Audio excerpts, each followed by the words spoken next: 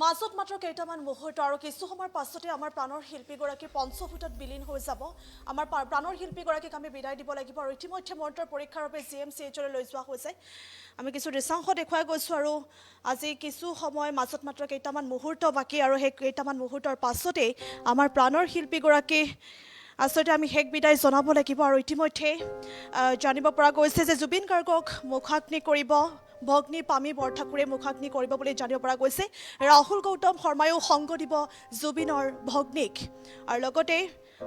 ৰাহুল গৌতম শৰ্মায়ো সংগ দিব জুবিনৰ ভগ্নীক আৰু পামী বৰঠাকুৰক সংগ দিব অৰুণ গাৰ্গে, কিন্তু জুবিন গাৰ্গৰ মুখাগ্নি কৰিব ভগ্নী পামী বৰঠাকুৰে। পুনৰে কৈছোঁ মাজত মাত্ৰ কেইটামান মুহূৰ্ত আৰু ইতিমধ্যে আমি আমাৰ শিল্পীগৰাকীক হেৰুৱাই পেলাইছোঁ, কিন্তু আজি চিৰৰ দিনৰ বাবে শুই পৰিব শিল্পীগৰাকীয়ে আৰু সৰু সজাইৰ পৰা নশ্বৰতে লৈ যোৱা হ'ব আৰু সম্প্ৰতি GMCHলৈ লৈ যোৱা হৈছে। জুবিন গাৰ্গৰ মৃতদেহ পুনৰ মৰণোত্তৰ পৰীক্ষাৰ বাবে দ্বিতীয়বাৰৰ বাবে আচলতে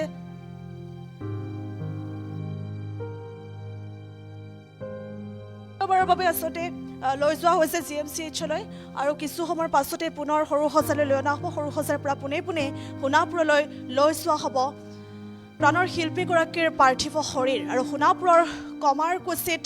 ইতিমধ্যে সাজু হৈ উঠিছে চিতা। GMCHত দ্বিতীয়বাৰৰ বাবে জুবিন গাৰ্গৰ পষ্টমৰ্টমৰ বাবে ইতিমধ্যে লৈ যোৱা হৈছে আৰু ইতিমধ্যে চিকিৎসকৰ দলে পষ্টমৰ্টম সম্পন্ন কৰি আছে আৰু লগতে উল্লেখ কৰিব লাগিব যে জুবিন গাৰ্গৰ মুখাগ্নি কৰিব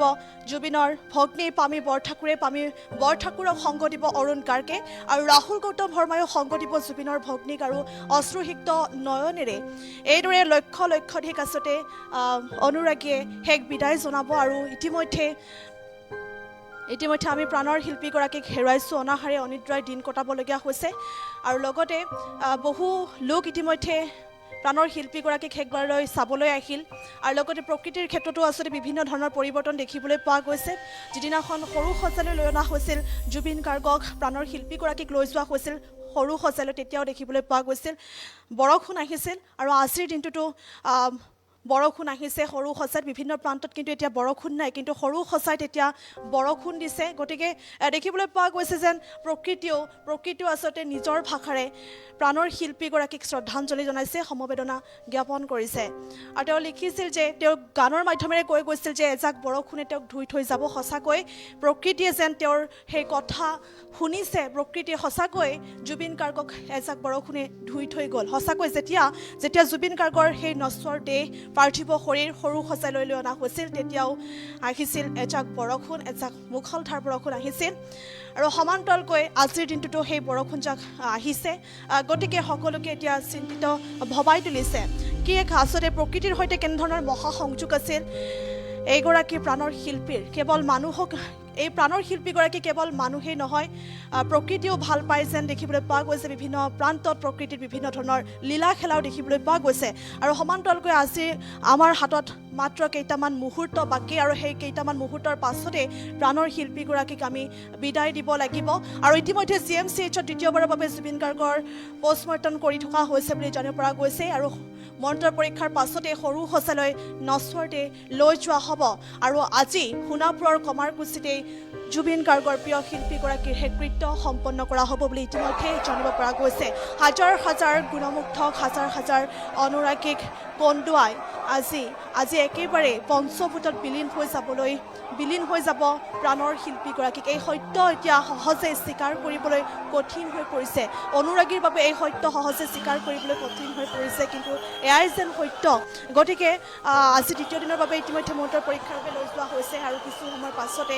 পুনৰ সৰু সজাইলৈ লৈ যোৱা হ'ব আৰু সৰু সজাইৰ পৰা পোনে পোনে সোণাপুৰৰ কমাৰকুছিলৈ লৈ যোৱা হ'ব, য'ত চিৰদিনৰ বাবে শুই পৰিব আমাৰ প্ৰাণৰ শিল্পীগৰাকী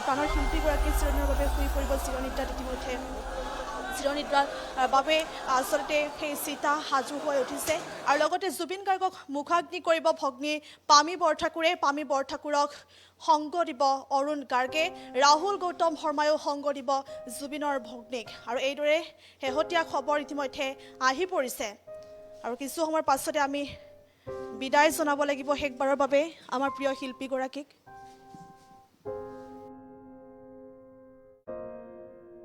যিহেতু আজি কিছু সময়ৰ পাছতে আমাৰ শিল্পীগৰাকীক বিদায় দিব লাগিব তাৰ বাবে ইতিমধ্যে সকলো শিক্ষানুষ্ঠান বন্ধ ৰখা হৈছে বুলিও জানিব পৰা গৈছে সকলো শিক্ষানুষ্ঠান বন্ধ আছে আৰু লগতে বন্ধ আছে কামৰূপ মহানগৰ জিলা চৰকাৰী কাৰ্যালয়সমূহ আৰু লগতে সকলো আসতে বন্ধ হৈ পৰিছে সকলো নিস্তব্ধ হৈ পৰিছে নিস্তেজ হৈ পৰিছে আৰু প্ৰাণৰ শিল্পীগৰাকীক আসতে আমি হেৰুৱাই পেলালো শিল্পীগৰাকীয়ে গান গাবলৈ গৈছিল ছিংগাপুৰলৈ গান গাবলৈ গৈ এনেদৰে অনাকাংক্ষিত অবাঞ্ছিত খবৰে কিন্তু সমগ্ৰ বিশ্বক জোকাৰি গ'ল সমগ্ৰ বিশ্বই কান্দি উঠিলে প্ৰাণৰ শিল্পীগৰাকীক হেৰুৱাই কিয়নো এনেধৰণৰ অনাকাংক্ষিতভাৱে আসলে এই খবৰ যে আহিব কোনেও আসলে কল্পনা কৰা নাছিল কিন্তু সেই কল্পনা নকৰিলেও সেই খবৰে আহি পৰিছে আৰু এইদৰে সুৰৰ মায়া এৰি লাখ লাখ অনুৰাগীক কন্দুৱাই কায়িকভাৱে ধৰাৰ বুকুৰ পৰা আজি পঞ্চভূতত বিলীন হৈ যাব এইগৰাকী সুৰৰ সম্পাতে আৰু এইদৰে আসলে কিছু সময় মাজত মাত্ৰ কেইটামান মুহূৰ্ত বাকী আছে আৰু সেই কিছু সময়ৰ পাছতে চিৰদিনৰ বাবে আমি আমাৰ শিল্পীগৰাকীক হেৰুৱাই পেলাম আৰু ইতিমধ্যে সকলো শেষকৃত্য সম্পন্নৰ বাবে সকলো ইতিমধ্যে সাজু হৈ উঠিছে সকলো সাজু হৈ উঠিছে আৰু দ্বিতীয়বাৰৰ বাবে মৰণোত্তৰ পৰীক্ষা কৰিবলৈ ইতিমধ্যে GMCHলৈ লৈ যোৱা হৈছে যেহেতু তেওঁৰ ছিংগাপুৰত আচলতে মৃত্যু হৈছিল কিন্তু কিহৰ বাবে কাৰ ভুলৰ বাবে আমাৰ প্ৰাণৰ শিল্পীগৰাকীক আমি হেৰুৱাবলগীয়া হ'ল যেতিয়া তেওঁৰ নশ্বৰ দেহ আহি পাইছিল তাৰ পাছতে বিভিন্ন ধৰণৰ কথা বিভিন্ন ধৰণৰ আসতে চৰ্চা হৈছে বিভিন্ন কথা চৰ্চা হৈছে বিভিন্ন স্ক্ৰীনশ্বট ভাইৰেল হৈ পৰিছিল য'ত আসতে কেইবাগৰাকীও ব্যক্তিৰ নাম সাঙুৰ খাই পৰিছিল গতিকে অসমবাসীয়ে দাবী জনাইছে লক্ষ্য লাখ লাখ অনুৰাগীয়ে এতিয়া দাবী জনাইছে যে ইয়াৰ উচিত তদন্ত হ'ব লাগে আমাৰ প্ৰাণৰ শিল্পীগৰাকীক ন্যায় দিব লাগে আৰু এইদৰে আসলে ৰাইজৰ যি আবেগ অনুভূতিক সন্মান জনাই মুখ্যমন্ত্ৰীগৰাকীয়ে কালিৰ দিনটোত ঘোষণা কৰা হৈছিল যে জুবিন গাৰ্গৰ পুনৰ আসলে মৰণোত্তৰ পৰীক্ষা কৰা হ'ব আৰু সেই কথাই আসলে আজিৰ দিনটোত এইদৰে GMCHলৈ লৈ যোৱা হৈছে আৰু তাৰ পাছতে পোনে পোনে সৰু সজাইলৈ লৈ অনা হ'ব আৰু সৰু সজাইৰ পৰা সোণাপুৰলৈ লৈ যোৱা হ'ব সোণাপুৰৰ কমাৰকুছিত ইতিমধ্যে সাজু হৈ উঠিছে চিতা আৰু আমি আমাৰ শিল্পীগৰাকীক শেষ বিদায় জনাব লাগিব